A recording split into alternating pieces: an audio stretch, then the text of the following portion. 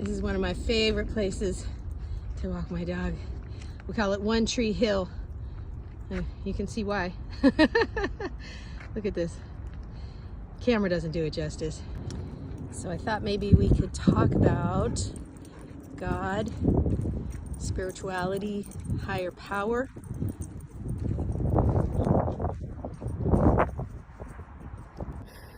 So you want to get sober, and maybe you've been to a 12-step meeting or two and you've heard this God business and you're not sure how you feel about that. Well, neither was I.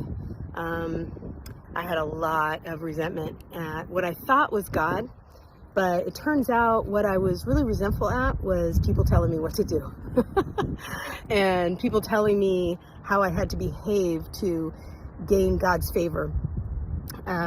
Or people telling me how God was and who God was. I had been living on the street for 3 years and everybody was coming up to me with their version of God wrapped under a sandwich. So the question is, do you need to believe?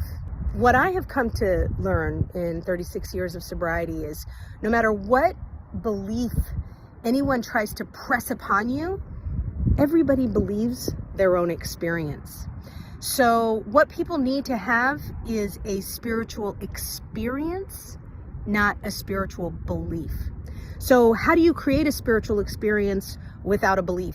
Well, what is spirit? What is spiritual? God? Does it have to be a higher power? What is it?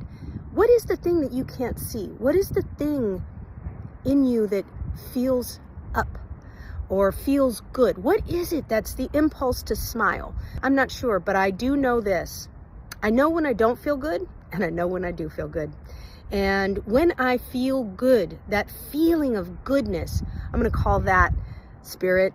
I'm going to call that spiritual. And I need to have an experience of feeling good.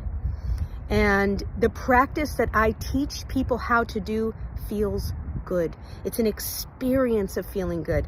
Now, is there an element of a higher power? Well, I don't even like the term higher, because then it's like, oh, where's God? Is God over there, right? There's one of the classic images, right? Or when it's coming through the clouds. If there were this omnipotent God thing, well, then wouldn't I be included in it? Wouldn't I be part of it? I don't like the idea that God is somewhere else, right? God's over there and I got to work really hard to get to it and be really good. I really don't like that because I'm really not good at being really good. But to be connected, I think, is what we all crave. And if you go back before there was a word for religion, when people had a spiritual life, what were people doing?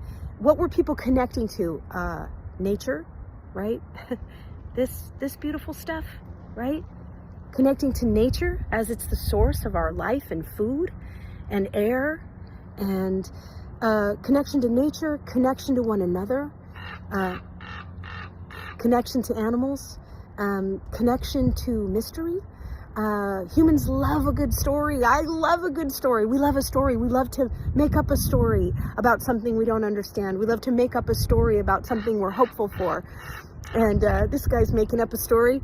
And so that's, I think, what we're all craving, connection, to be connected. And that's what I teach, is how to have an experience, not a belief. Not one belief against another. No, you can't do that because my belief says that's wrong. You can't do this because my belief says that's wrong. Your belief is wrong. What we need to have is an experience of connection. Connection, I hate to say it, but love. Love has a lot of power. You know, if you need a higher power, how about love? I've been given a lot of it, and I've given a lot of it, and but I wouldn't be able to give any of it if I had too much fear blocking it. I also couldn't receive it when I had too much fear blocking it. So I've cleared a lot of that away, and that's what I teach you how to do too. So alcohol makes people feel fearless, and I personally need to have that same quality of life, and you can have it without a drink.